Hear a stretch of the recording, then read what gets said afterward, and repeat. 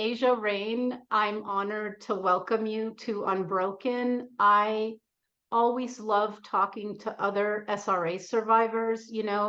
Our stories really exemplify the control structure on Earth and what it's done on some level to the entire population. And then we have healed and recovered from this. And that is, I think, a path for a lot of people. A lot of people can learn from that. So I'm really thrilled to have you here. Thank you for joining me. Wow. I mean, I really appreciate the invitation, and I'm so looking forward to our conversation. This is really exciting for me. Thank you. Awesome. Well, why don't we start with, every story is similar and unique. So let's start, with your story, like share with us kind of how you got into this and what happened and all of that.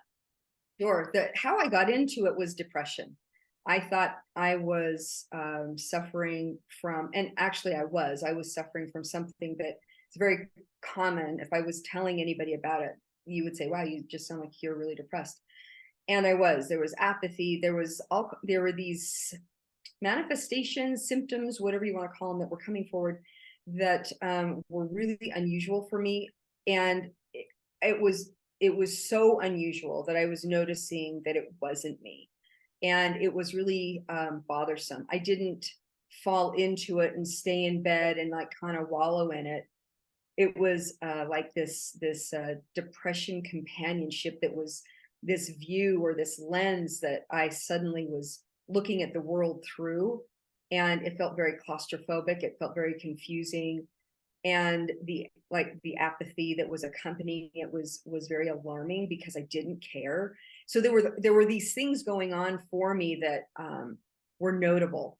And I went looking for some help, and through the path that I feel was divinely guided, I ended up interviewing. I guess I didn't interview him, but I was referred to a psychotherapist that used hypnotherapy to help his clients heal. And I was like, okay, that sounded fine, except in my world, I grew up as a Mormon. I grew up as a member of the Church of Jesus Christ of Latter-day Saints.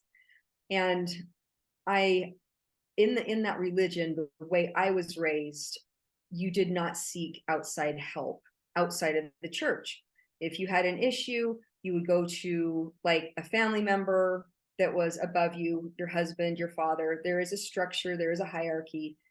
And if that wasn't appropriate, then you would go to your ecclesiastical leader, which was the local bishop. And if you needed to be referred out from there, they were going to try and keep it in-house. And that felt really safe because, you would have Mormon language and they would understand and that kind of thing. But to be honest, to seek help outside of my situation, outside of the church, was demonized. So I was raised with this massive fear. And I have to tell you, like, to insert really quick on this, there was definite programming and mind control and trauma and terror framed around seeking any kind of psychological or outside help outside of where I was told to go or what I was told to do. And I have a very clear illustration on how that was actually applied that I can kind of circle back to.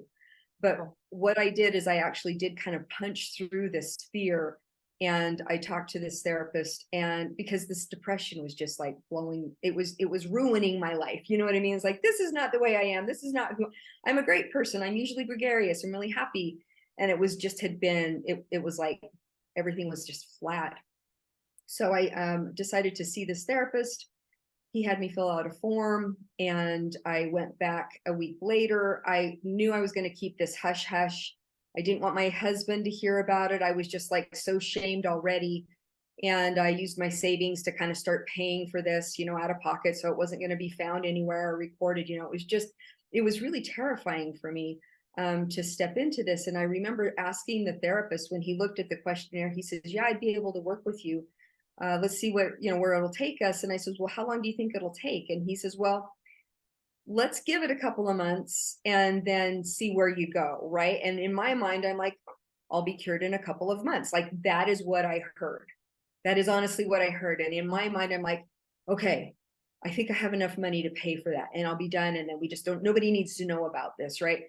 And I stepped into this realm of recovering my memories. I was so ready. My body was so ready. My soul, my psyche, my essence, everything about me was so ready to heal from the dragging weight of this trauma that was like really affecting me. It was manifesting currently as a depression.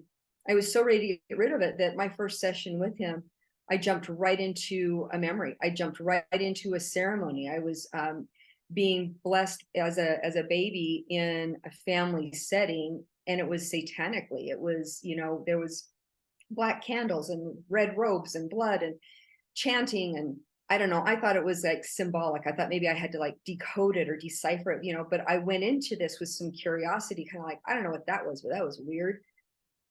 And that didn't tell me anything the first visit. The second visit, I dropped right back into the same thing and I got more details. And that tended to be really the way I did a lot of my healing, is I would stay with a ceremony and a situation until it was complete. And I didn't mentally determine when it was complete.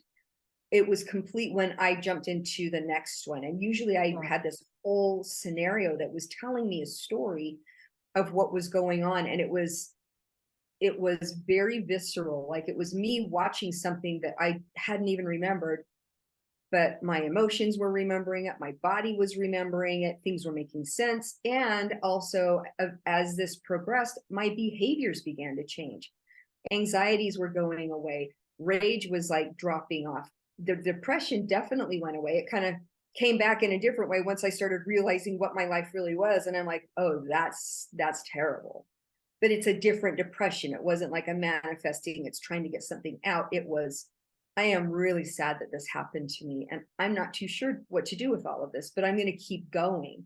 So that's kind of where things began, as far as the healing aspect of it. But to really rewind, I was born into it. I was born into a satanic ritual blood cult family, and they were part of the Mormon church, and the Mormon church is also part of it. And it's a huge network. And so from birth, there were things that were going on that are very classic with MK Ultra programming and conditioning that I was being set up with as an infant and as a toddler, that kind of thing. There were terms being used. There were violations, body violations, rapes, that kind of thing that were continually happening. And all of it is done kind of almost like as a recipe. Like if you need to do these things to children so that you can have them prepared for dissociating, for creating and bringing up altars, for the whole system programming. And that's what I was born into.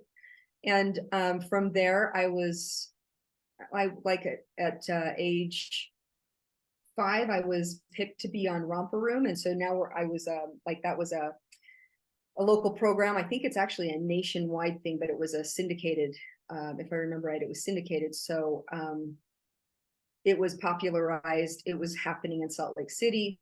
And I went down, I was accepted to be on there. You go for 2 weeks. And that system, for me at least, because now remember, I was conditioned. So I already had this programming that was in me.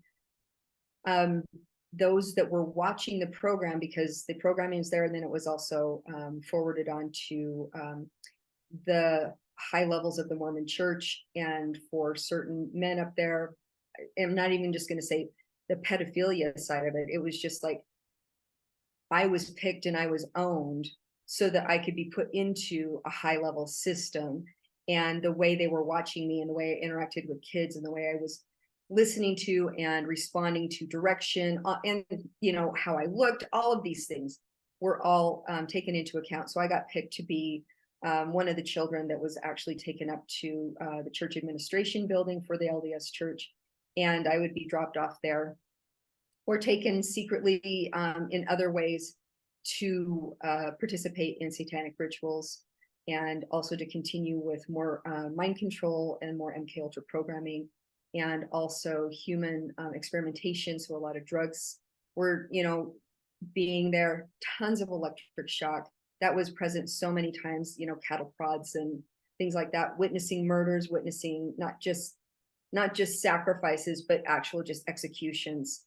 That was all part of what I witnessed and was present for, and in sometimes, even participated in. So that's kind of a big overview right there. Yeah. It's interesting, like you were describing how you went into therapy because there was this depression and it wasn't you. And it's Mhm. interesting how for different people it manifests differently. For me, it was these nightmares, but the nightmares were like a movie, and Mhm. it was literally a memory. And I would wake up screaming and sweating, and then I had this overwhelming anxiety and fear and panic. So that's what sent me into therapy, right? So it's just tweaked, but it wasn't depressive. It was more, the other end of the spectrum. And, Mhm. I really understand what you are saying, because I had a suicide program put into me that if I told, I would want to kill myself. And that, boy, did that open up with a vengeance once I was talking. And, my therapist was very non-traditional, thankfully, because there was a time when I needed to talk to her every day. So my psyche just, it was like the vault opened and the memories were coming every single day. So I would, and we did this on the phone, which actually in retrospect was perfect because it was less threatening for me, right? Sure, sure, yeah. And, but she would do this thing where she would say, pretend that I'm in a movie theater and there's a blank screen. And then I would just stare at the blank screen, and then suddenly a memory would come, like video quality, like it would just, the whole thing would be there. And Mhm. it's really true what you say, the emotions, like the Mhm. rage or the fear or the crying or the, and I would shake like a leaf and sweat and feel Yep. completely nauseous. So, all of it. So it was very intense the way, and she would tell me, like, my God, you do it very differently than most people I've worked with. It's like drip, drip, drip. And I was more like a fire hose, Mhm. So I Yeah, find that really fascinating to talk about those things. So thank you for sort of starting with that explanation. sure. And, in terms of the brief history that you've shared, I want to ask a little bit about that. So people know that I was put through a lot of trafficking and sexual and satanic rituals through the Vatican, right? And people have a hard time um, understanding or accepting that these churches are in fact they're a cover, but they're satanic underneath. And in the Vatican, there's many satanic symbols, and they have these sub levels where they have altars and they have a throne to Lucifer. So I would like to just know a little bit more about the Mormon church and kind of what you remember and how it is there, and whether that's an organized thing within the church, or is it a small faction, or how is that in the Mormon church? That is such a great question. I want to comment. Well, yeah, I'm just going to go ahead and comment through the whole thing. The out the gate, the entire structure that is running the Mormon Church, the leadership, is actually all involved in this satanic ritual. It has gotten to the point where, and it's, I would say that it's been that way for a really long time.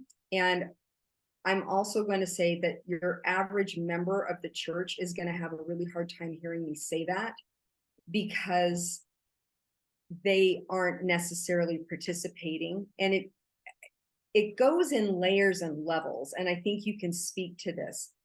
You were experienced a lot of really dark things in the Vatican, and you're talking sub levels. Well, sub levels under each of the temples that of the Mormon church, the temples have been designed for sacrifice. They have been designed to actually hold both. So on the levels that the members go to, and they have their positive intentions, and they're taking in that energy that they're bringing with themselves. They have full expectation that they're the closest they can get to speaking to God. So that kind of energy and that energy opening is brought, and their intentions and their experiences are going to be individual and personal to them, definitely. That energy is also being drawn and used underground, right? If you're going to start talking about energies and high level energy, bringing in something of innocence, of purity, and of something that is really like focused on being open is going to be exploited and used, but it's being drawn downward into the lower levels of the temple. And so the lower levels of the temple and all of the sub levels, the ones that people are like, yeah, well, they're doing construction and nobody discovered anything. And I'm saying it's lower than that. And to think that it can't be like that, then I just want to kind of say that that's not true. It can go lower, and it does go lower. Maybe even the catacombs, like what you're talking about, like the levels and levels and levels that exist underground. You can be told what something is, or you can even look at a blueprint, and that's what is there and available for you to see. That doesn't necessarily represent what is, right? So because of the way that whole structure is designed, the church itself participates. So the leadership of the church, the main, I want to say, like, not just the leadership, and I'm talking like the president and the counselors and, the top 15, they're very aware of this. And I would say most, if not all, participate in this. I've had experience with them. I've had experience even with some cardinals and a pope at one point. And I was brought into that by high level church leaders. I have had lower level, meaning as far as the church hierarchy, I've had lower level experiences on a like local level. There have been private experiences, private, I was going to say parties, but private ceremonies on private land. There have been experiences on church-owned land. The church owns a lot of land. They own a lot of structures. You may or may not even know that it belongs to the church, but it's designated for these things. So it's really well connected. And I would actually reinforce or, kind of support you in saying religious organizations are really designed to suppress people, not necessarily open and enhance and support them in the way that you think it's going to be. And there's a lot of exploitation that happens because as a good human, as a good person, you're going to project who you are, whether you're like conscious of it or not. You're going to project what it is that you will see or what you can even imagine or hope or wish for onto other people. So it's going to be very easy to say, well, who would do that? I can't believe anybody would ever do anything like that. That just can't be. And that's a really true statement for you, because you're basically putting out there in words that you can't even fathom doing something like this. But what's going on is we're telling you about people that don't think like you. They don't have the same moral code. They don't have the same orientation to the world. They don't have the same orientation to God.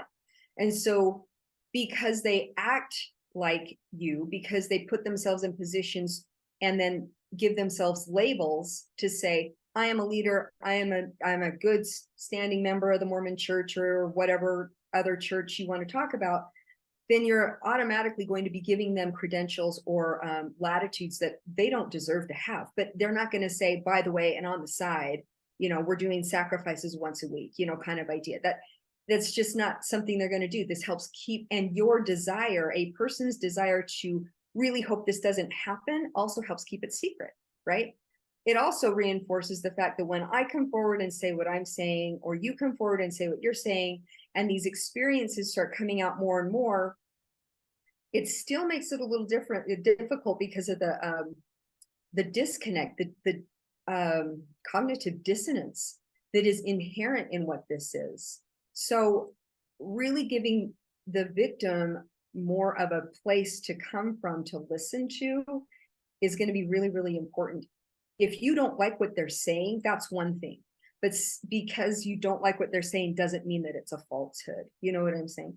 So right. On the level of the Mormon church, there are a lot of very good people that are very good members that find a lot of hope, find a lot of spiritual experiences in the structure called the Mormon church. that they don't realize a lot of their leaders, even maybe people they're sitting next to in the pews, are actually actively participating in satanic rituals. You know, that is very, very important to say. So thank you for that, because I want to touch upon what you said about basically them harvesting energy to use it for dark purposes. That is a thing. You know, when I was, a small child, I was taken to Catholic Church. I was also being taken down under in those sub levels of the Vatican, and seeing children be sacrificed while they were alive, brutalized and then sacrificed. So I remember thinking, when it was communion time, thinking, wait a minute, eating the body and drinking the blood of Christ, that's what they do. They sacrifice children, they would drink the blood, they would eat the flesh. Sometimes, in those parties that you mentioned, they would cook babies and serve them on a platter. So I was looking at that and noticing that that ritual is satanic, in my opinion. And it's a way to harvest energy, because people do it out of a good intention. They think that they're worshiping the God and Jesus and the light, but unwittingly, their energy is being used for dark purposes. And this happens in Mecca with that black cube, which is another satanic symbol. And the worshipers circle it and create a vortex, and that energy is siphoned off, right? And then in general, anything that the media pumps out for us is always fear-based, right? And fear itself is an energy they harvest and use. So I just wanted to validate that, because that is being done to us all the time. And it would behoove us to become aware of that, right? Yeah, And then absolutely. the other thing you mentioned are altars. So if you start to research or look into altars, they've existed in all over the world for eons, and altars are for sacrifice. That's what they are. So isn't it interesting that churches have altars, right? So the thing, and it used to be more above ground. It was like sacrificing virgins in like Aztec or Inca or Mayan cultures or others around the world. And then it kind of went under the ground, literally and figuratively. So it's not to say, and so I agree with you. People find religion comforting. They find, because we are naturally of God. We're a soul in a human body. And I think through our heart, we have this connection and we can communicate with God.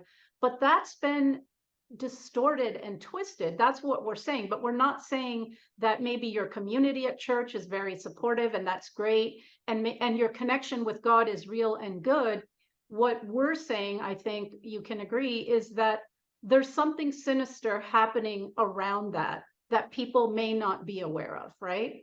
So, That's and a the point last right thing I'll say just real quick is, to your point, yes, we project our goodness and the fact that we have God inside us onto these authority figures out there. But what we need to begin to understand are, these people are not like us that do these things. They're psychopaths. And I witnessed it under the Vatican. They will sacrifice children and literally invite Lucifer or demonic entities to inhabit their bodies. So they're not human. And that's why we can't believe that this kind of stuff happens, right? Right. That I'm really glad you brought that up too, because that is part of what I witnessed and what's happening. Like, I know a lot of this that's really hard to kind of take in, as you were saying, is it's the way it gets framed.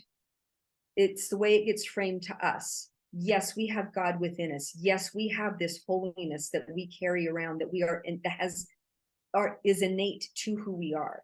But we also know where we are not perfect, where we fall short, whatever those definitions are.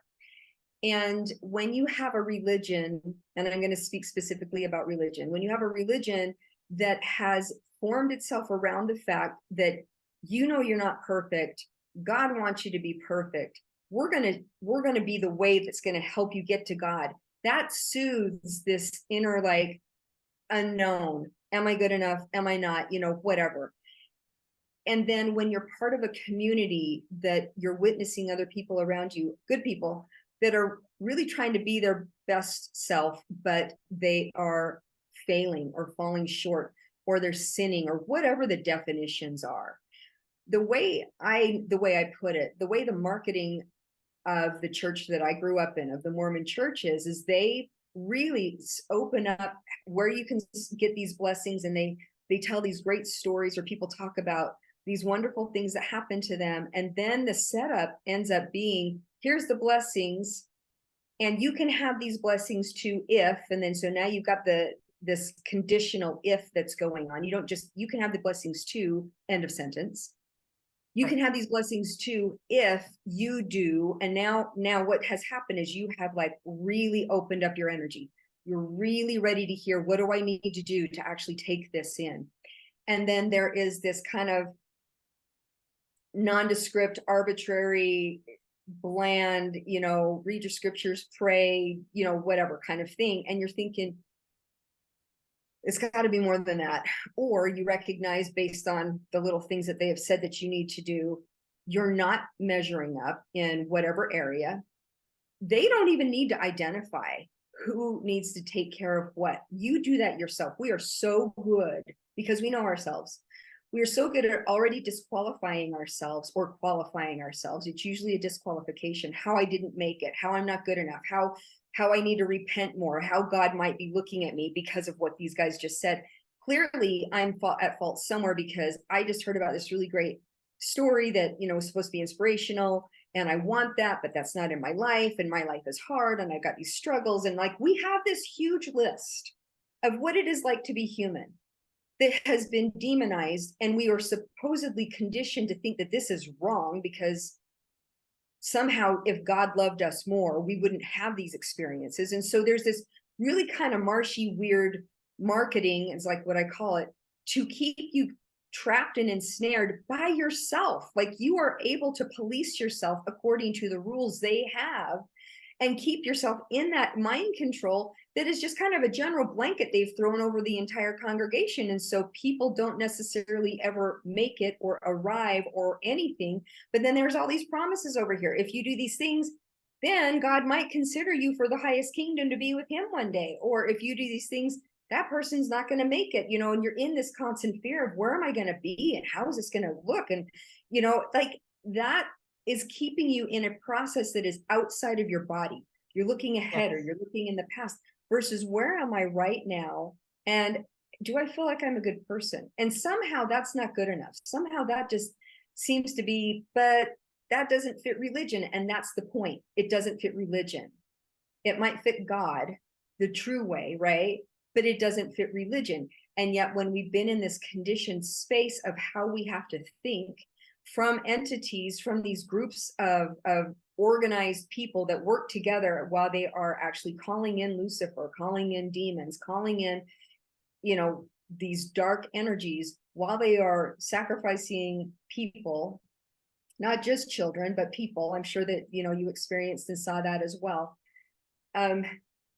That kind of thing also is like, it's in the mix, right? It's just there, but you get numb to it, or you don't really recognize that it's there, because you're so busy in your own distracted situation.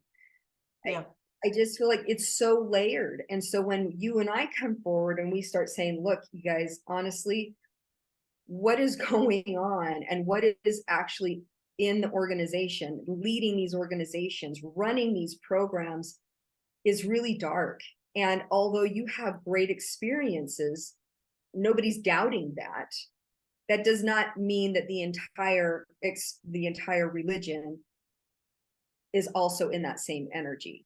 Like, kudos to you for having these wonderful experiences and feeling God and feeling the inspiration of all of that. But to overlay that onto these nefarious and sinister people that are actively mind controlling, killing, sacrificing, trafficking, raping, all of these things, doing human experimentation, that kind of thing, that's where the stop needs to be. You don't don't just automatically overlay that on there. But that's not exactly the easiest thing. So that's how you get exploited, is what I'm saying. Yeah. No, and there's this concept of satanic inversion, right? Everything's inverted. And what they have told people in the Catholic religion, which I grew up in, is you're basically born with original sin. You're born sinful. Well, that's a big fat lie. When a baby is born, it's the closest thing to God you can absolutely have. Pure, innocent, vulnerable, full of potential. So tried to take their darkness and project it onto us and have us internalize that and accept that as, oh, we're bad. And you can see it today in the climate change narrative, which is a complete scam. Like somehow we are causing the earth to die. Meanwhile, the whole CO2 thing is a hoax itself. But who's really polluted the earth and cut down the forest? It's been them and their corporations. So they want us to feel guilty and full of sin. And it's even in the Bible, right? The Bible may have some truth, like many things, but it's also very much written by them. And so I think the Lord in the Bible is Lucifer. And in the version where God is demanding that people sacrifice their firstborn children, that's not God, people. That is Lucifer. Okay, so there has to be some discernment. And I think the big thing that they've done overall is condition us to feel that we don't know anything, we're powerless, we're helpless, and we have to look, like you said, out here to some authority figure to tell us what to do. So either the priest or the doctor or the judge or, and that is the biggest lie we have been washed over with. And because we are a piece of God, right? And we are extremely powerful, full of light, actually more powerful than them, which is the secret they don't want us to know. And so they have manipulated our minds through psychology, through medicine, through the media, through education or miseducation, all of it to condition us so that, because that's, they can't control us by overt things because there's too many of us. So they control our minds and they control our perceptions. And that's how we've gotten to be in the pickle we are today, where you look out there and still the majority of people are very mind controlled and apathetic and obedient and actually doing things that harm them based on authority figures telling them to do, right? Exactly. Yeah, that is. And the caveat, or the other part of that I want to bring in also, is the personal responsibility for your own life is part and parcel to this. So the struggle could be that once you realize how much of you is not making your decisions, it's been being influenced, by the framework, by the whatever it is that they're handing to you, and you want to back out of that, then what you start to realize is that there isn't a thing out there that is going to tell you what to do. And this new landscape is going to feel very interesting. Like there's going to be portions of it that's going to be like, oh, wow, I feel really empowered. And then there's other portions going to be like, I don't know what to do. And this is too much. And you kind of find yourself falling back into, I just want it easy. I just want to be told what to do. Just somebody tell me what to do, that kind of thing. And it takes some moxie, in my opinion, to be gentle with yourself in learning that new landscape and learning what that feels like to step into this and kind of keep going and know that you're going to kind of fall back. It's like having, I call it spiritual vertigo, where you've been like walking or learning what life is like in vertigo, in this other thing. But, and I always kind of tip my head to the side because you're like, okay, I'm walking straight, right? And then once you start realizing and you right yourself and you're walking this way, this is going to feel really strange. This is not going to, this is normal. This is really, the best orientation for your body. But if you were used to this is going to feel weird. And so you need to give yourself some gentility, I think, in being able to walk and navigate that new space of really owning your life. And it's not going to be overnight. You're not just going to suddenly extract yourself and go, okay, great, I'm sovereign. It is a process. There's a back and forth, it's a dance with yourself and learning things that you didn't recognize were not really yours, that you adapted or adopted because that's just the way it was given to you. And so this is who I am. And then you realize that's not who I am, but who am I? So this whole thing it's really worth all the time and the effort, but it's going to take some time and effort. And you're worth it. That's the biggest thing on the end of this that I want to tell anybody anytime is like every ounce of energy, effort, investment, time, anything that you desire to and will put into who you are and learning who you are and what that is and practicing that, the treasure ends up being you. And you don't really understand that value until you start taking off those layers of what really has been kind of the fog, you know, or the perception that has been in front of you for so long. And that value begins to really matter. And I want to illustrate that with, as I was going through therapy, I was recalling all of these ceremonies and these situations, and I was getting the words and the names and the places, and I was feeling that everything and really starting to kind of come forward with like, wow, like I couldn't have made this up. This is really intense, and this is really happening.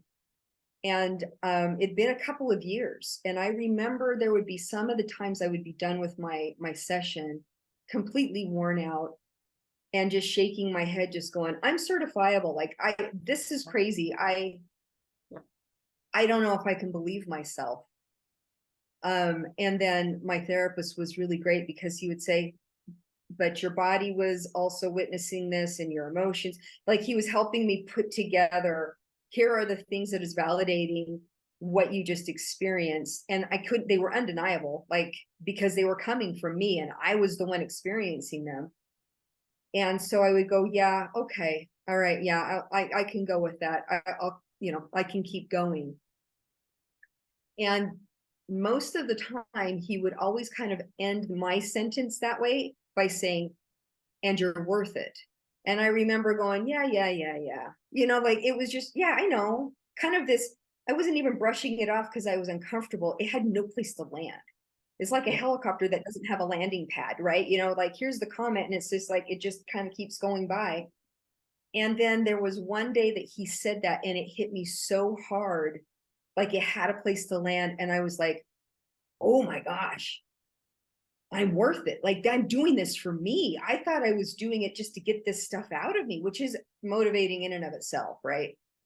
But suddenly it shifted. I felt that shift, and I'm like, oh my gosh, I am valuable. I'm really valuable. I get to be whoa, you know, like I was just going through this awareness, like at the end of this, whatever the end is, right? But as I'm going through this, I get me back. I get me. Yeah. And I didn't know that I was missing. Right. And it was just so empowering that suddenly, like within that, you know, those hours of having that realization come to me was when I decided and committed to, I got to tell people, people need to know that they are so worth it. They are so valuable. They are the reward. I don't know how I'm going to explain this to anybody because you have to experience it, but I know I can share this. I know I can keep saying it over and over and over. You're worth it, and you are the treasure, and it is worth everything to find this, because people are just under the illusion that they think they know who they are, and they have not taken the time to really step back and go, but what are the overlays, and what am I actually seeing? What lenses am I seeing me through? And that's kind of tough. You have to actually go through some mourning processes for releasing that as well. Yeah, I mean, we were talking earlier, and I always say that I think healing is a revolutionary act. For one thing, it's freedom, internal freedom, because you find out all of the pieces of who you are. But it's revolutionary because one of the ways that we have been controlled by the dark is to destroy us, to fragment us, so that we don't know who we are. And so always say there's two things to the formula: do your inner work, and then learn the outer truth, right? Learn the truth about things, which is what we're doing here. You're revealing some truth about the Mormon church, right? So if we can all do those two things, we're going to step into a higher version of ourselves, I think we have a lot of abilities that we have been disabused of and can reclaim. And then we can actually have the power to change this hell on earth that's been engineered this way to what it should be, which is a heaven on earth. So I think the first step, people say, well, what do I do about all the issues on earth? Step one, do you, right? Do Yep. you. It starts Yep. there. Yep. So I love that you said that. And I want to talk more about your healing journey because it's so valuable to everyone, how each of us kind of recovered. But if you don't mind, right before that, you mentioned some things. You mentioned uh, satanic rituals. You mentioned seeing people murdered and sacrificed, animals, all that. Just, as much as you feel comfortable, I know it's kind of gory Mhm. and difficult, but I think it's worth mentioning in brief because two things: people need to know this is what these people do, and Mhm. then there's enough survivors that have spoken out. We were both on 50 Voices. That's 50 right there.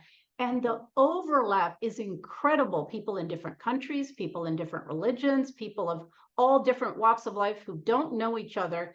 And they have a playbook, like you mentioned earlier, right? So I was wondering if you wanted to just kind of highlight or describe some of the things that you put through, and then we can segue into your healing. Sure. There's a couple of things that came to mind right away. One of the things was when we were talking about the Lord, right? Mhm. In a lot of the scenarios that I was involved in, there would be either an elaborate set, almost like a movie set, or it could be pretty simplified in a room. It didn't necessarily matter because the children that were there were always under the influence of something, some kind of a drugging, and you're traumatized and you're dissociated. So there are already things there. That doesn't mean you're like catatonic swaying and like drooling, although I have had those experiences too. It's more like you're there and you're frozen. You can't do anything, but you are receiving instructions, and you're also receiving words and information that they want you to actually, like, they want it to be driven more and more and more for programming into you. And so that's, you're open, like your whole system is just blown open. So that's part of it. But I would recall a number of times that certain holidays, like around Easter or around Christmas or anything that had to do with Jesus, Yes. uh, depending on what the season is. So, Easter is where, Jesus is going to um, die on the cross and be resurrected. Well, so many of the times the setup would be um, where we would be witnessing two men. One is Lucifer, Lord Lucifer. I do need to qualify that they were always calling in Lord Lucifer, and so there could be a proxy, like a man dressed up as, and then there would be a Jesus, a man dressed up as Jesus, and they would be facing off. And depending on what they wanted to have as the particular message or program that comes in and comes through, sometimes Lucifer would actually kill Jesus for real, so that you would actually have um, a slaughter, a murder right in front of you. Sometimes they would act as if there was a murder, and then to kind of like talk about the resurrection, Lucifer would resurrect him. So Lucifer was always with the power, and then he'd kill him again. Like, see, I can bring Wajin from the dead, I can kill him. Like, whatever they were trying to really like drive home was there. So there was different scenarios that kind of covered everything. Lucifer is all powerful. If Jesus was trying, you're there and there's your Jesus, everybody needs to pray to Jesus, pray to God to save you, and he dies, or he walks out of the room, or whatever's going on.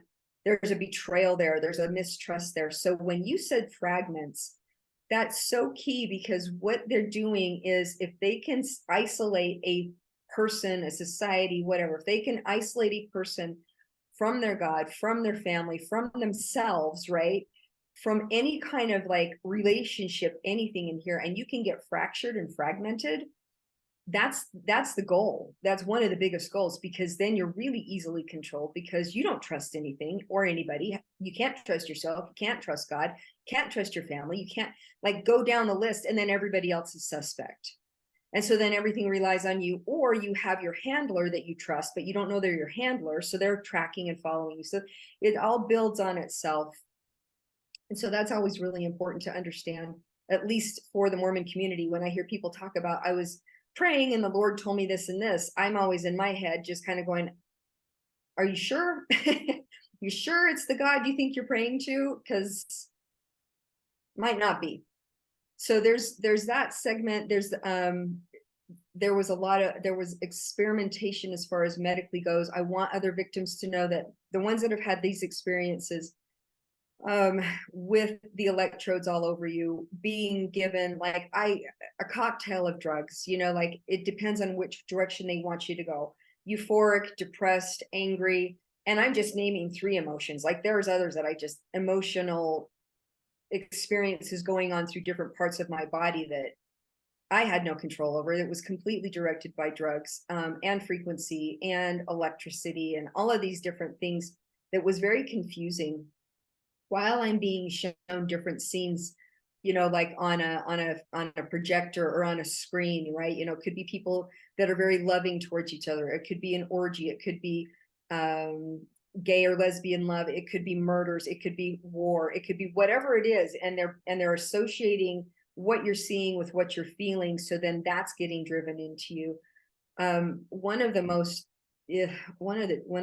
terrible ones. Well, I can't say it's all terrible, but caused a lot of anxiety that has followed me through my life. And I can't necessarily say that, it's completely cleared out of me, but I don't really feel like I respond like this anymore, was puzzle solving. So they would give you an assignment. I remember I'd be in one of these chairs, dental chairs. When people talk about the dental chairs or whatever it was, all of the stuff they do with the nerve endings in the face and the head is pretty incredible and horrific too. But I would be in like a chair. I had electrodes hooked up to me, or I'd be flat on a metal table.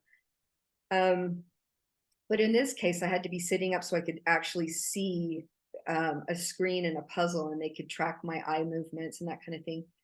But over on the side, there would be like a kitten or a puppy or something like that. And the task was solve the puzzle before the puppy dies, right? Before this thing comes in and, decapitates it or whatever. And no matter what I did, I would never solve the puzzle. But they had it set up like that. You were never going to win, but you didn't know it, because you get close enough to almost making it, and then some element of the puzzle shifts, or something happens, and like, I don't know, something goes down, and and they're panicking, and it's all an act, and like, oh shoot, we don't know what's going on, you need to solve this, you need to hurry up, and they really drive in the anxiety and the pressure, and you're seeing, like this innocent thing, and then all of a sudden it's just, murdered in front of you, like some mechanical device kills it. There's blood everywhere, and it's like, oh, you didn't make it, you killed the puppy, right? So this stuff is going in. It's like this part of your psyche is really building on fear of making choices, fear of making decisions, fear of following through, fear of something ending. It can be classified in so many different ways because of something like that. Or you can get really, really, really good at these puzzles. But they were also studying the kids that they put these kids under in these situations. How fast, the data that they were collecting, we weren't necessarily privy to, but that was also putting us in categories of where we would be used and utilized for them, right? There was other thing I wanted to bring this up too. I said I would circle back to it. The fear of the psychiatrist, like going and getting outside help, was really well embedded in me, not only because of what I was taught in church. You don't need to go outside the church, you just keep it in house kind of idea. You can't trust anything out there, you got to keep it in the cult. My dad was a hospital administrator, and he worked in hospitals before he was an administrator. He was in a personnel department at McCady Hospital. And there was an elementary school. We lived right behind the hospital, and there was an elementary school not far from there too. And there were times that he would actually say, he would just show up. So that's part of the thing too. Not really giving any of your victims much heads up or planning. It's not like, hey, let's go to lunch today. It's more like they show up. And that would be, like just dropping in on their victims kind of keeps you on marshy ground too. It's just kind of like, if you have people that are always just dropping in on you, what's your reaction? And if it's a handler, they're also checking to see, are you still accommodating us? Are you getting combative? Like there's also reasons why they do that. But in this case, he went to the elementary school, pulled me out, and he said, hey, let's go to lunch today. And I'm like, I'm all about that. That would be so fun. I love going to lunch with my dad, right?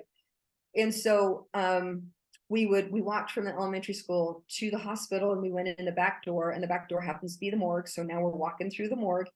And then he had codes for different elevators. And so then we went up to, now we're supposed to be going to the lunchroom at the hospital, right? And the way that we would go there, or that we got there, was we went up to this hallway, and then he punched some numbers on a door, or yeah, I'm pretty sure it was, yeah, he punched some numbers on a door. And then the door opened, and we went into the psych ward. And I'm walking past people highly medicated, pounding on the doors. Like everything about this for me as a fourth, fifth grader was terrifying. I was unfamiliar. It was weird. Nothing about it made sense to me. I'm just walking by my dad, looking at the doorway at the other end of the hall, going, the faster we get there, the happier I'm going to be. And he basically said to me, this is where people go that talk too much. This is where people go that reach out for, kind of.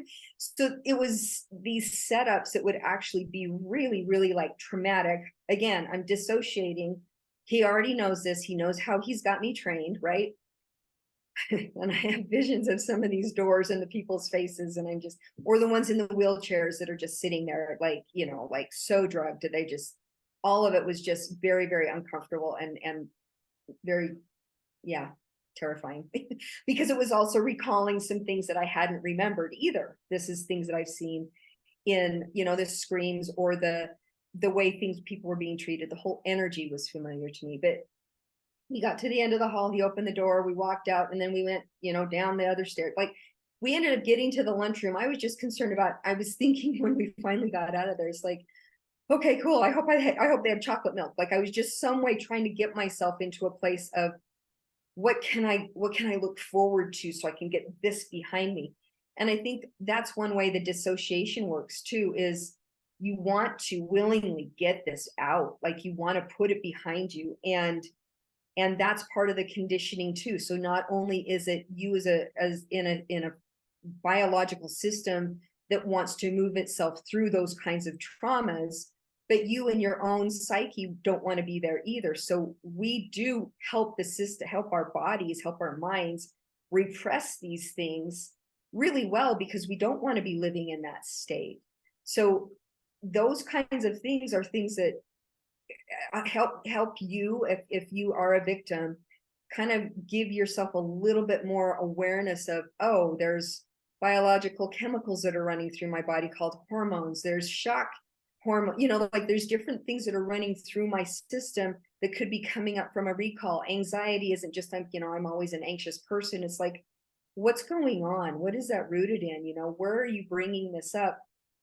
So anyway, that's something that was just done on the daily, that I don't have to be drugged with. I don't have to have any kind of like trauma going on. I just get put in a situation that I know I've already been like groomed to, be aware of and be frightened from. So but I think those are, I know that there's other things that I can share. I'm trying to think if there's, I know that they do often, and one of these, boy, with Halloween coming around soon, now that we're in the last 3 months of the year, there's a lot of sacrifice that happens. It's year round, but from, October, November, and December, and then, January 1st, all of that.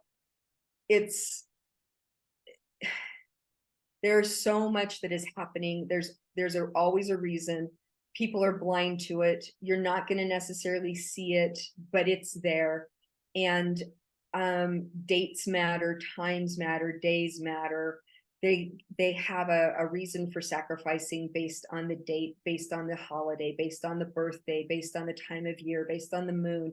So all of this is also going up. And if a victim or a person, I'm not even going to qualify you there, but if somebody is just feeling a lot of something around all of this, I mean, key in and just kind of note it. You don't have to do anything about it, but the more you can educate yourself on all this, that's going to be really, really important. Yeah. Wow. I mean, it is, I mean, and you're right. There's a lot more. There's the trafficking, there's the deliberate raping and all that. But I'm glad you touched upon the experimentation and the drugging. Same here.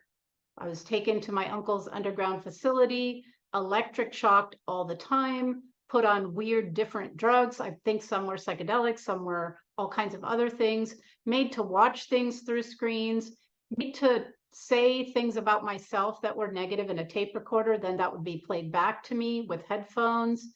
And it's like, and then these impossible choices and experiments where no matter what you do, the animal gets killed in a brutal way or the person gets killed and made to feel like I failed, it's my fault, So all of that is, I mean, thank you for mentioning that. I can 100% relate to that. And again, it's a playbook. They do these things. And I want to say, without really going into it, because I want to talk about your healing, but to some degree, this playbook is used on all of humanity. Okay. Oh yeah. Oh yeah. All of humanity is MK Ultra. Hospital births are the beginning of breaking attachment with all the things they do there. All the ways that society is structured are doing similar things to the human psyche. So that's why I think it's so important. Our experiences and stories are so important because it's illustrating just the bigger picture as well, right? Right. So let's talk kind of about your healing process. And I remember listening to one of your testimonies on 50 Voices, and you mentioned that you had been fragmented into having multiple personalities. And I think it's that continuum of dissociation. So all of us who have been through this have different alters or parts or whatever you want to call it.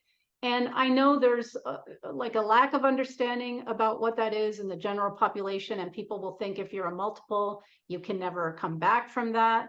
So maybe let's start there. And like, how did you recover yourself to the articulate, beautiful, poised, thriving human being that you are today? Wow. Thank you for saying that. I Yeah. appreciate that. To get to this, the first out the gate, the first thing I want to mention is that when I say that I had multiple personalities, I did. They call it DID now, the dissociative. Anyway, so to think that you cannot integrate those parts of you is to also be listening to the outside voices of the system that benefit from you believing that. That is not true. That you can actually integrate. You can bring yourself into a time and a place and into a state where you are actually working with these different personalities, different alters, that kind of thing. And these are the different parts that hold the stories. So the way I went about it is what I call being your own inner archeologist. Like it's inner child work. And the way that I kind of naturally did this, I wasn't coached into this by my therapist or anything.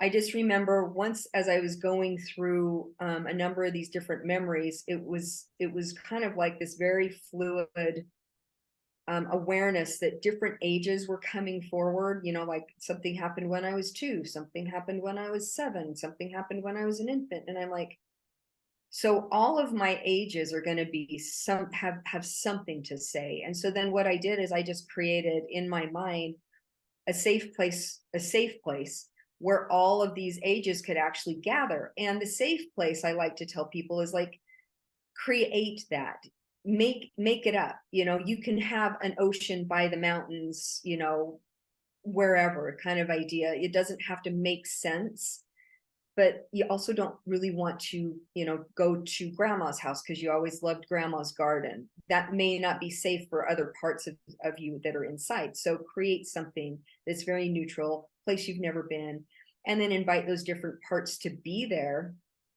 And I remember there were times that I would start my sessions with the sentence, "Who wants to tell me her story?" And that was a really powerful way, because sometimes I could even see like the 7-year-old and the 14-year-old, and they're both raising their hand. And then I watched as in this experience, I started to understand that the memory that was going to next come forward was probably going to be connected to the two, was going to heal in one fell swoop what was going on, that those two were like, "Hey, I got something to talk about today." And it would be very thorough. And so it didn't matter if it was the 14-year-old's experience or the 7-year-old's experience. I just learned to trust what was coming forward, knowing it was going to be really effective and really efficient, because my whole system, my whole essence, my soul knows better than my brain what needs to happen and what memories need to come forward in order to have the best healing happen, right? So if I need to discover that my dad was my perpetrator, I'm not going to get that on the outset. That's too close. So I'm going to give myself, like 4 or 5 memories or 4 or 5 months of memories before I finally put it all together and go, "Oh my gosh, that nameless, faceless person that was always showing up is actually my dad." Then I'm crying, then I'm sobbing, all of that kind of thing. But I was really, really aware that what I was going to bring forward, I needed to trust. And also what I was going to bring forward may feel really confusing, but I needed to go with it, because if there's kind of messiness or confusion that's kind of in the way, that's got to get cleared out to get to the clarity. So you need to really trust the process. And I really learned how to do that. I learned to trust the process. I learned to trust what's coming forward. I learned, like one of the best examples when that happened to me, and this has a lot to do with the altars too, with all of the different personalities. There was one time I was just in session. I was feeling angry. I couldn't see anything. Everything was black. And I was just like, this is in my head. This is going nowhere. This is stupid. It's not even working. All I see is black. And I said that out loud, and my therapist said, "Okay, learn more about black." And there was something inside that clicked, like, oh, that could be something. Like, I just thought it was nothing, right? And so I allowed the black just to be something that could be present. And that's when I started to feel kind of the weight of the blanket that was over my head. And that's when I started to feel like I couldn't breathe very well. And that's why it was black, because I couldn't see. And I had this, like I had been covered.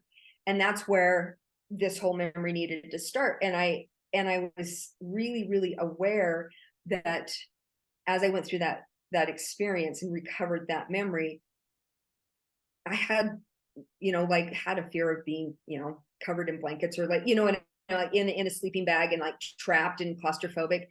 And I felt part of that lift. I felt kind of that lifting happen. And so that's an illustration of an experience that really did kind of start releasing things for different parts and different altars. And so as I went along, I actually got into relationship with how I was healing and the way I was associating with these altars, these parts and personalities, all of the same thing. And pretty soon, I want to say they started to integrate. Like, it wasn't like an event like, oh, now I know my 7-year-old is done. It wasn't anything like that. It was just these actions and these anxieties or these behaviors would disappear. They would just disappear. They would like not be there anymore. Yeah. And that to me is full on integration. That part isn't holding that trauma anymore. It has been released. And so it's gone. So like it's part of me now, not as an exterior. I have this memory, I have this trauma that needs to be released. And until it does, I can't, integrate. The other thing that people need to understand is my multiple personality was very fluid. I didn't know that I had multiple personalities. My therapist didn't know it until quite a while into it, and he even said it was a while. I had to really watch and track when you switched, and I looked at him like, what do you mean I switched? What are you talking about? Like, I just didn't understand what he was saying until eventually we did start getting into memories. And not every single one of these parts had names. Like, this wasn't a civil situation where there's severe changing and I'm, I feel like this and then I act like that and my voice goes here. Like, that was not my circumstance. I do know people that have that.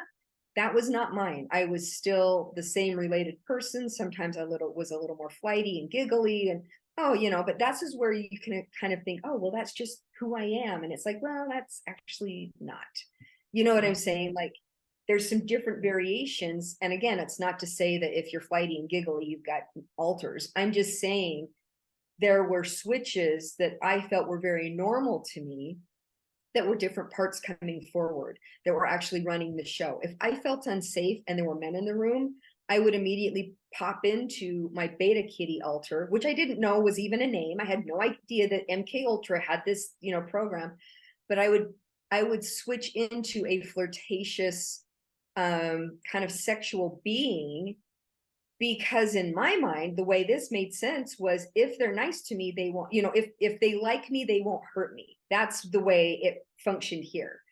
I will be attractive. I will be flirty. I will be that kind of a person because they will like me. And therefore, if they like me, I won't get hurt. Now, that made no sense, but it was the thought process, and it was the altar that was definitely forward. But I had no way to really even like filter that out, even know that that's what that was. But that's what that was. And I can, definitely track into that for sure. And kind of, I mean, it's not present anymore. What I'm saying is like that actually got recognized and healed, and we worked with them. But I just really wanted to, mention that when you hear multiple personality or DID, it doesn't mean that you have all of these really severe, different personalities. And That's it's there. Yeah, it's fluid. It can be fluid, I guess. Yeah. that is the best explanation of it I've heard yet. I can 100% relate to that. That's a great example. It's not like Sybil. It's not like one person is completely different and doesn't even know about the others. That's my experience too. It's this fluidity of different parts that I thought were just me, but also in therapy, they would come out and my therapist pointed it out. And then I began to be able to see it. So I had this warrior male part, and this part would go out into the world, guns blazing, and no one's going to F with me, and, and had attitude. And I'm 5'2". And I remember when I worked in the inner city in DC, because of a client of mine got threatened, I went to the drug dealer who was 6'4" and had a gun in his waist. And I scolded him and said, "You will not threaten my," and the guy said, "Yes, ma'am," because I wasn't a 5'2" tiny woman. I was this warrior male all of a sudden, right? And then I definitely had that beta sex kitten programming. And around men, I would become this femme fatale, sexy, like, and I knew how to manipulate men with that part of me. And then I would have this innocent baby, open, vulnerable, inappropriately trusting part at times. So, and then I would have this very despairing, dark, self-hating, self-loathing part that would emerge sometimes too, where no matter what, everything is terrible, and I might as well kill myself.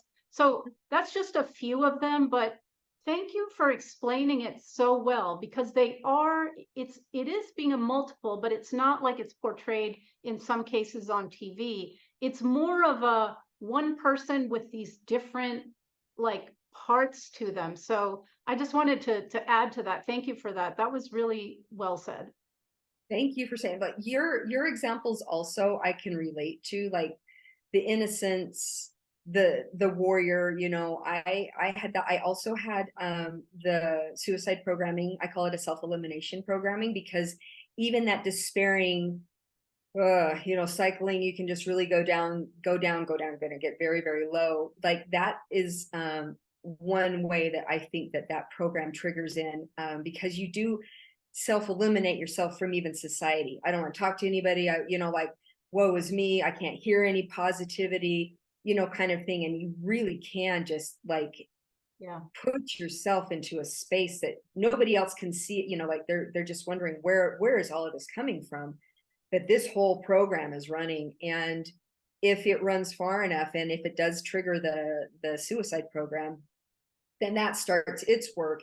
You may or may not, act on it. But boy, I know plenty of times when I was driving to therapy, I would look at how they had those overpasses, and I would look at the bottom part of it, and all that cement, and I would just be driving going, I wonder what it would be like to drive right into that right now. You know what I mean? It was just this very strange, where did that come from thought.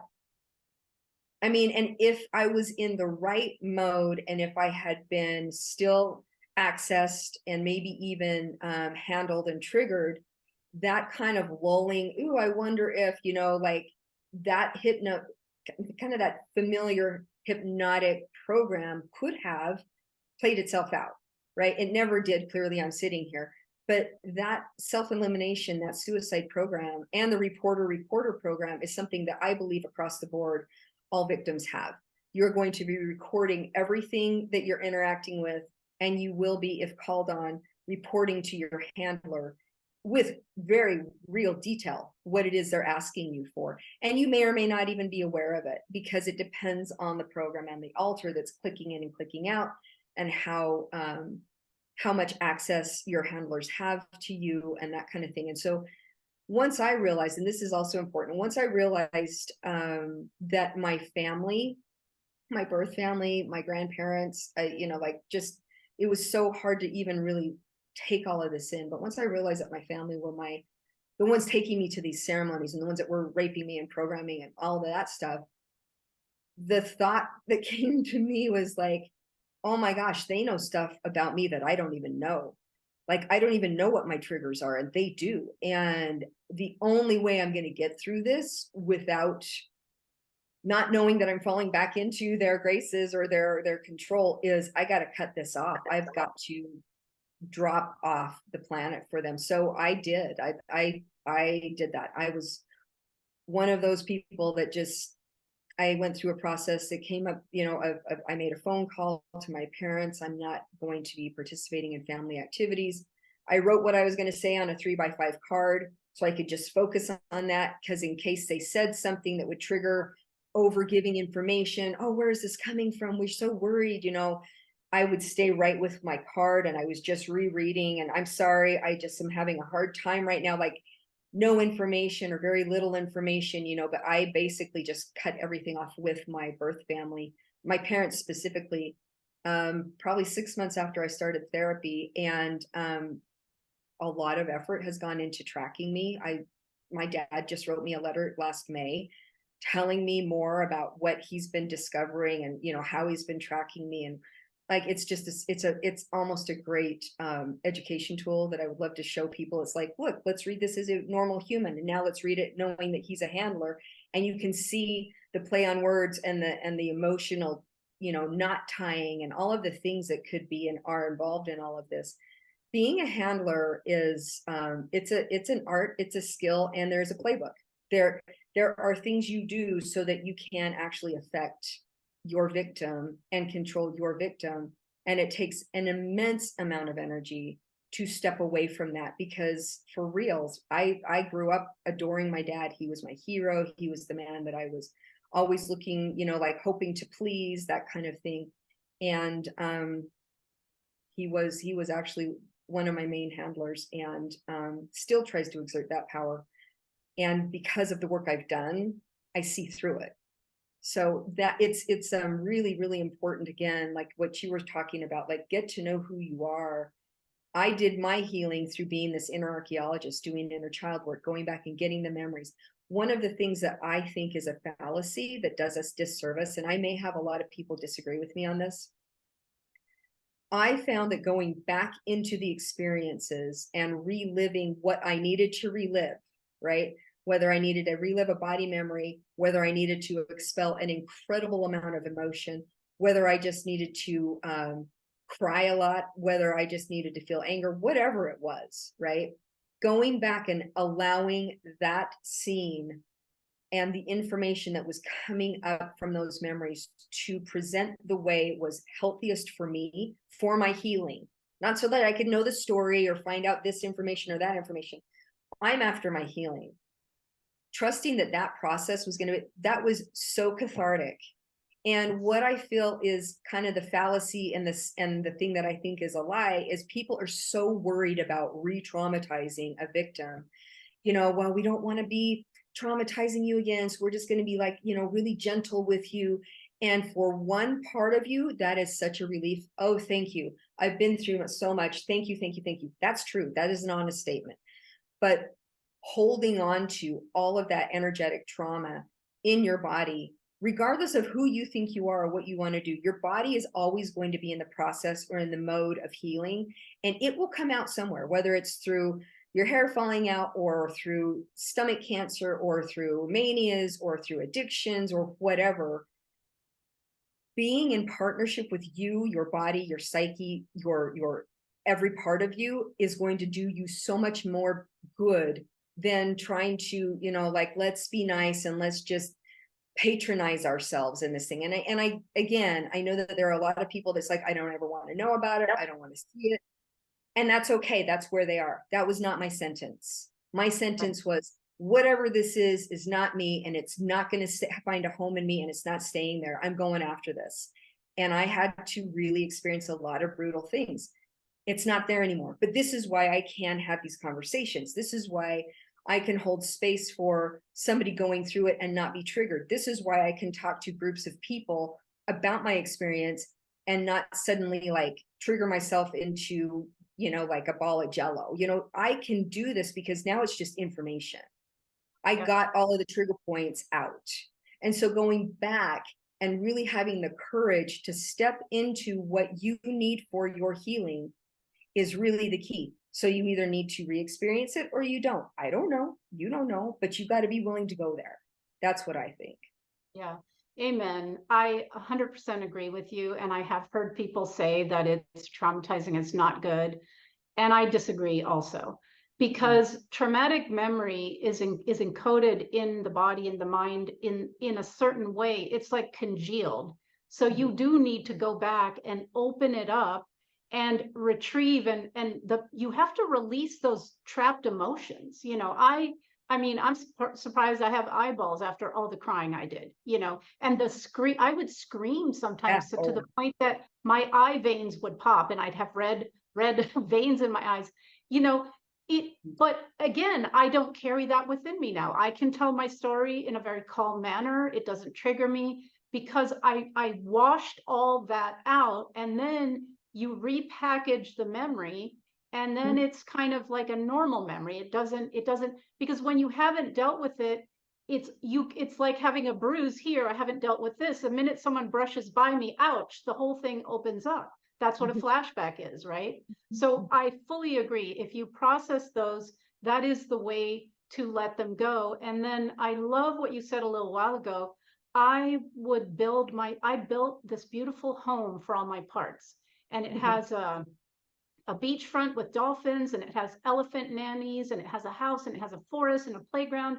And every time I would retrieve a part and do that work, I will put them in the house with whatever they specifically need. So the babies didn't trust human beings, so they had an elephant holding them and rocking them in her trunk, right?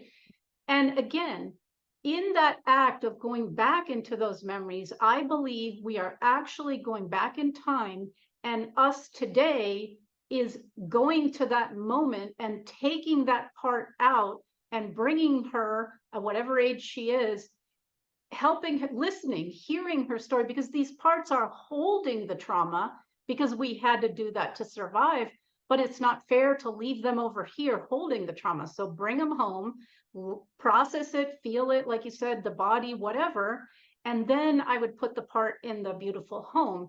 That has worked for me. So I'm not saying, and again, I think different people have different modalities of healing, and that's fine. But I agree with what you say. That is exactly what I did and what I help people to do. So, yeah.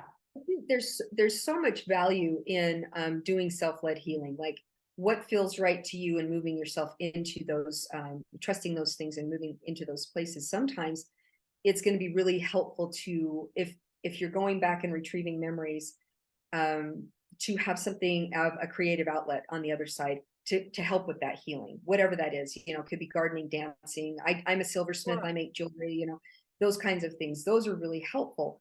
The other thing that could also be very helpful is just listening, like you said. Like, there is a reason, not only chemically the way the brain works, you know, with trauma brain, but there's a reason these parts have not really been talking to us, is because we have been pushing them away. We have ignored that.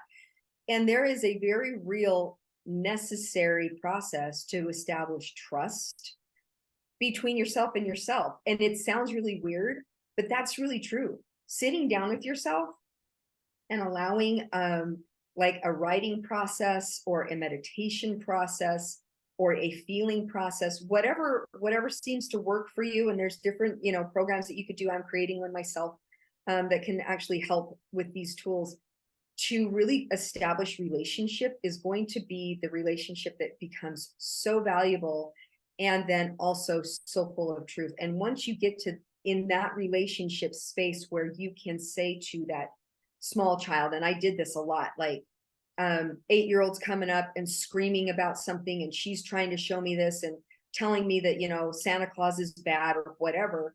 What, instead of saying, oh no, no, right, you know, instead of like denying myself, really say, now I've got space, right? Now I'm like, oh, okay, tell me more why Santa Claus is bad. And then she'll launch off into something that happened in 4th grade. And then like, she starts connecting all of these dots that make sense to her as, you know, the age that I was then. And then finally it starts to come out, right? It's like I had to get all of these fractions or fractals, bring it to here, and then we can start landing in the back and forth, and I can start, you know, tell me more, and she can start flashing a memory here, or I can start feeling a pain there, or whatever it is. And my job is to believe myself. Okay, Santa Claus is bad, or whatever it is. Tell me more about that. Tell me more about that. Because that's where it starts. That is the first sentence that she could get out of her mouth at at that age, that expresses everything she's trying to express. And so instead of just saying, I don't get what you're saying, this is stupid, whatever, you hold space for yourself and say, I want to hear more about this. And I can sit here and we can write this down, or you can give me a memory, or we can just sit and be quiet. I have 5 minutes for you right now. If that's all you've got, let that inner part know. I've got 5 minutes for you right now. I promise I'm here. Right. And keeping those promises to yourself. Or you can say, tomorrow at 3:30, we're going to do a meditation. I've got 90 minutes. Like, let's go for this. Right. And then you can just honor yourself by being in that space that you promised yourself you would be, because you're talking to these inner parts and they're watching. They've been watching the whole time, right? Yes. They're watching. Yeah. Is she really going to show up? Is she going to bring her notebook? Is she going to sit down? Is this really going to happen? Is she going to believe us? So really, really showing up for yourself in that way is paramount. And then if for any reason something edits that, or that has to change, you need to tell your parts, yourselves, right? These children, hey, you guys, something came up. I am so sorry. I'm not able to make that appointment. It's not going to be 3:30. It's actually going to be 5. Still going to do it. Promise you we're doing this, but we're just adjusting the time. Like, having that kind of integrity with yourself is really important. We are so conditioned and programmed to just brush ourselves off. Yes. Whether it's through, MK Ultra, SRA, or just society. Oh yeah, don't worry about it. I'm just going to over nice myself here. Really keeping yourself in this, like, hey, you know what? I need a little bit of time. They get used to being heard. These parts of you start coming up, like, I know she's going to listen, so I'm going to offer, and that is huge. That is all about healing. I think that has been the most important thing that I've been able to carry with myself, even past formal therapy. And I still utilize it. And I still, when something does happen, it's like, ooh, I've got something to look at there. I go inside and I start talking to whatever part is there. If it's a part, is it real? What is this connected to? And that to me that is lifelong continual healing that doesn't necessarily indicate anything bad or not. It's just really a rich relationship that I have with myself. Yeah, no, that's beautiful. And I also um, give parts of myself what they need. Like my warrior part does Muay Thai, kickboxing, Oh yeah. which I do several times a week. And another part, the little girl part, needs pets. So I have pets. I have cats and dogs.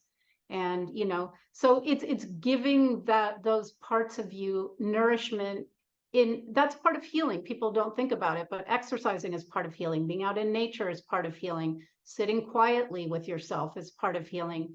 Um, all of it is. Sometimes talking to someone, just to experience that connection. So there's many ways that looks. And so I'm aware that you are probably out of time.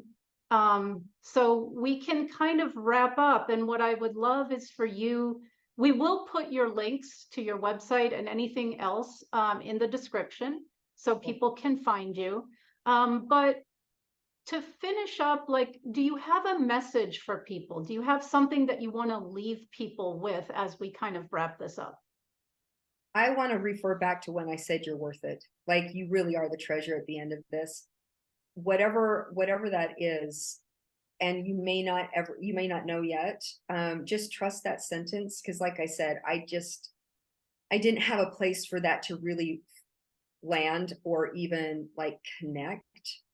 Um, so I want to say that. And then the other message is definitely not only are you the treasure, you are definitely worth this effort and this time. Trusting yourself, meaning trusting the information once you decide to get into this space of learning who you are. I want people to know, I mean, we all have trauma. You don't have to have extreme experiences. You have trauma, and you do have trauma that has been buried. It's just the way this biological being of us works, right? And so just to be open to the fact that if you want to have more openness, fluidity, health, vitality, that energy that we all do carry, to have that even more available to yourself that you can even share, naturally share with others, is going to be really benefited by you removing those blocks or you really addressing any repressed trauma, repressed memories. Um, it's really valuable. It's really valuable. And I think giving yourself grace and just saying, oh, I did this today and that was different than what I was doing last month. Or I remember that I used to do this in my 20s and I'm not there anymore. I mean, those kinds of things are really, really important because we don't always experience, the big aha moments and the big life changes and that kind of thing. It's very incremental. And so recognizing that there's certain behaviors that are not present anymore is a huge win. It's like, wow, I used to like get so worked up and scream and yell over this one thing, or, like when a resistance would come in, and now I just kind of get red in the face and just kind of go, I need some time. Raging versus I need some time is a really big gap. And you made huge strides there.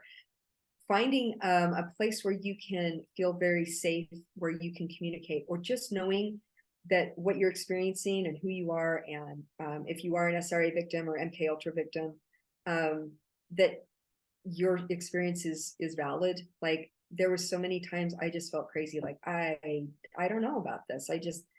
Who would do this? That sentence speaks to the goodness of your heart, right? So just remember that. And I think one of the biggest things that I do want to bring in here is if you are on a journey of self-healing and remembering, ask yourself if there's any words surrounding any of these things that are coming in for you. And when I say that, I mean, like, how you were talking about, you kind of go down this disparaging, kind of spiral. When things like that happen, I will ask my clients, are there any words there? And they'll say, yeah, and they'll repeat this, whatever phrasing is going on. And the next thing I will always say is like, are those your words? And when you ask yourself that, are those my words? If you can pause long enough, you can get a yes or no with that. No, those aren't my words. Do you want to go further into figuring out whose words they came from? You can do that. But just even knowing that phrasing and that barrage of words that are coming in are not your words, is huge. So you mentioned, you know, how you had to speak into something that were like self-depreciating and really kind of ugly about yourself to yourself, and then it was replayed to you in your own voice, right? So it sounds like they're you. Those are not your words. You were told what to say. It came from your voice, but those are not your words, right? So there's a difference. And if you, as you know, somebody in your healing journey, are at a place where you can actually kind of sit with that and just play with it, just kind of play, are those my words? Okay, I'm just going to go with whatever, right? That's going to give you a little bit more. You're going to be making a few more steps ahead in just being able to ask that question than assuming that that's a part that you got to get rid of and all of the other things that could, you know, kind of come along with those thoughts. So yeah, I would love to leave people with that. I'm creating a program. It's called the Inner Archeologist. I will be releasing a calendar, and it is a 3-month calendar. It was brought on by the idea that we're now in the last 3 months of the year, and it would be so beneficial if you had a tool to track emotions or to track body memories or to track fears or addictions or cravings or something like that, because you may notice it may be just a yearly thing, or it may happen like on the 14th of every month or every other Wednesday. You have this desire to like go down to the lake, or you know what I'm saying, like things that you don't necessarily know you can track.